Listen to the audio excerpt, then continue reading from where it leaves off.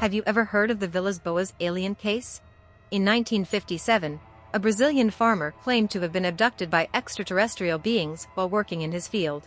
His account includes medical encounters, a sexual contact with an alien woman, and a detailed description of the beings who took him aboard their craft. What really happened to Antonio Vilas Boas that night? Was it all a hoax or a real near-death experience with beings from another planet? This case has been the subject of much controversy and debate, and remains one of the most intriguing in ufology. Find out more about this fascinating case and form your own opinion on the possible existence of extraterrestrial life. It was on February 22, 1958, when a young Brazilian farmer named Antonio Vilas Boas prepared for an interview with Dr. Olavo Fontes.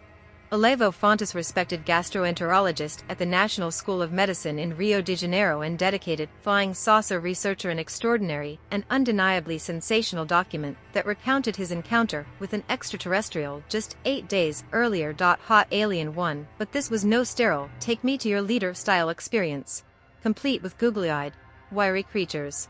No.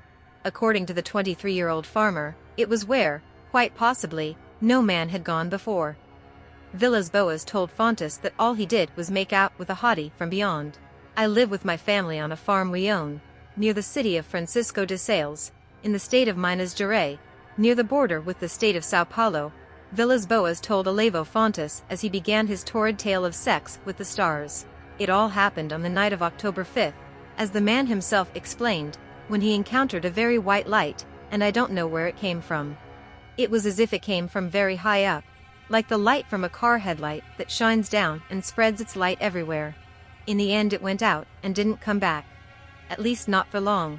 Barely a week later, the same illuminated object, or, at least, a nearly identical one, appeared over the farm as Vilas Boas rested on the family tractor after a hard day in the fields.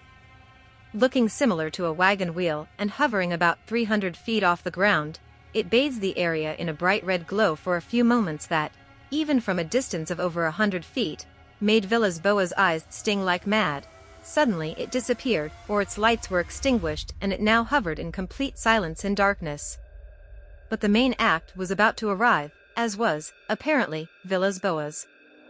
24 hours later, Vilas Boas was still hard at work in the field when, in his own words, at 1 o'clock in the morning, I suddenly saw a red star in the sky.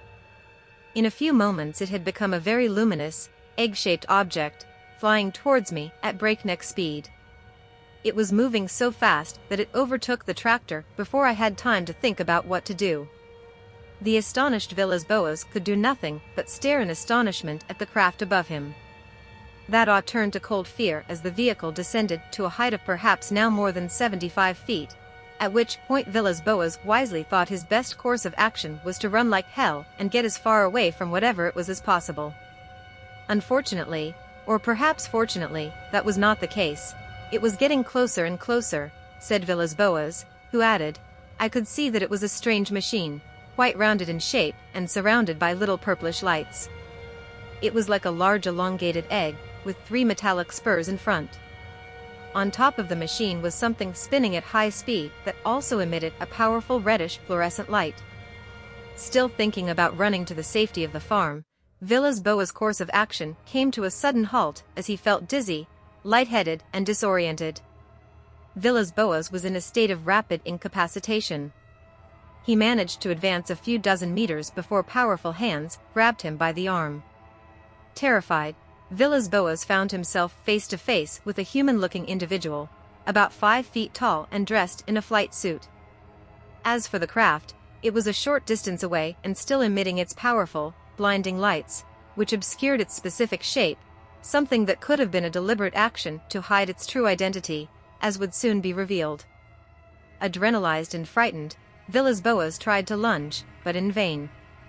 Feeling already very unsteady on his feet and drunk as a skunk, he was quickly overpowered when 3 other characters rushed out of the boat to help their comrade.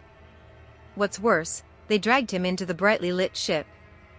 After the 4 men finally managed to drag Vilas Boas inside the cramped confines, they quickly stripped him of his clothes and shoved him into a small room, where he found himself covered from head to toe in what looked like several bottles of shower gel. After washing him with a hose, They took a blood sample from his chin and took him to another equally small room. Actually, this one was almost like a closet, which, alarmingly, quickly filled with a dense smog that made him breathe with difficulty. In the words of Villas-Boas, it was as if I was breathing a thick smoke that suffocated me, and that produced the effect of a painted canvas burning. I did not feel well, and the nausea increased so much that I ended up vomiting. Fortunately, and finally, after what seemed like a tortuous and long wait, there was light at the end of the tunnel. A very welcome light indeed. We are talking about a close encounter. Not the first, not the second, not the third. It was one thing to be caught by aliens, taken aboard their ship and washed like an old, muddy car. It was quite another to be rewarded after that traumatic experience with a nice, tasty piece of alien ass. Sexy avatar alien butt. As Villas-Boas told Fontes, that's exactly what happened. A metal door opened, and in walked a woman, ass naked as the day she was born. Her hair was blonde, almost white, straight, not too abundant. Her eyes were large and blue, more elongated than round, slanting outward. Her cheekbones were very high. Her lips were very thin, barely visible. Her body was much more beautiful than that of any woman I had ever met before. She was slender, with high, wide-spaced breasts, thin waist and small belly, wide hips and large thighs. Another thing I noticed was that her hair in her armpits and elsewhere was very red, almost the color of blood. Barbarella 1968 movie poster, and it was what he tactfully referred to as somewhere else that Villas-Boas had his sights set on. However, he didn't have to wait long or break the ice with meaningless chatter. The real-life Barbarella was decidedly proactive, and was on him in a heartbeat. He approached me quietly, looking at me with the expression of someone who wants something, and suddenly embraced me and started rubbing his head back and forth against my face. I became uncontrollably excited, sexually, something that had never happened to me before. I ended up forgetting everything, and clung to the woman, responded to her caresses with more and more. Some of the grunts I heard coming out of that woman's mouth at certain moments almost spoiled everything, giving the unpleasant impression that I was with an animal. Finally, she was tired and breathing rapidly. Evidently, although Villas-Boas was not exactly enamored with the woman's animal vocalizations, it was clear that he considered himself quite the stud. One could almost picture him in his recliner with a brandy and cigar in hand as he proudly told Fontes, perhaps to convince Villas-Boas that his entitled friend was not of this world. He explained that as the woman was about to leave the room, she turned to me, pointed to her belly, then pointed to me, and finally, with a smile, pointed to the sky, I think in a southerly direction. Then, after a quick visit to the ship, during which Villas-Boas was severely reprimanded by one of the crew members for attempting to steal a small device to take home, he was unceremoniously escorted out of the ship, and watched as it, and its grumpy girl from another galaxy, departed for pastures new.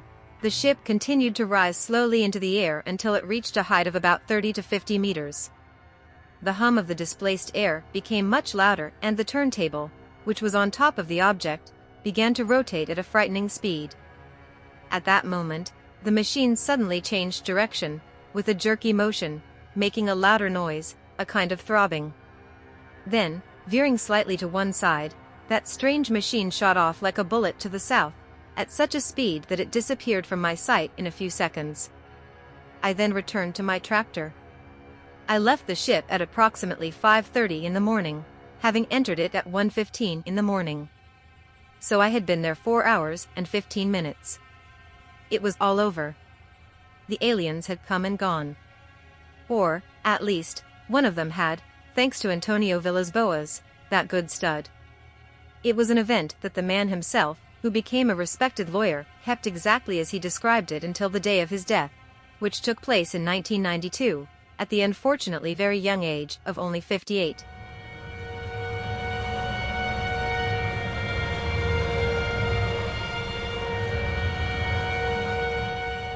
I hope you enjoyed this video. Please like and subscribe to support this kind of content. See you on the next travel.